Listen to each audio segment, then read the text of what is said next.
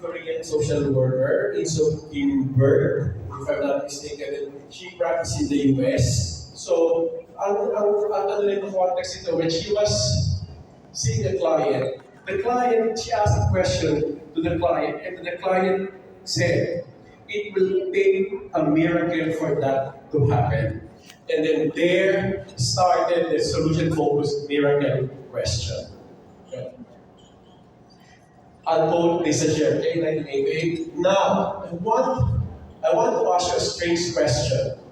Suppose that while you are sleeping tonight and the entire house is quiet, a miracle happens. The miracle is that the problem which what you hear is solved. However, because you're sleeping, you don't know that the miracle has happened.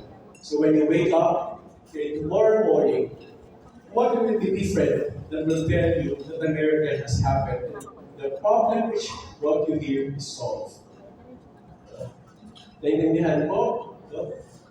Pagkatapos ng session natin ngayon, uwi sa bahay mo, maglalaba ka, magluluto ka, magmalengke ka, maghahain ka ng pagkain sa iyong pamilya, kakain ka mag-isa, at kung merong miracle o milagro na mangyayari ngayong gabi, habang ikaw ay mahimbing na natutulog, at pagkising mo sa kinabukasan, no? Yung problema na nagdala sa iyo sa akin ngayon ay biglang mawawala. Ano ba yan mangyayari sa iyo?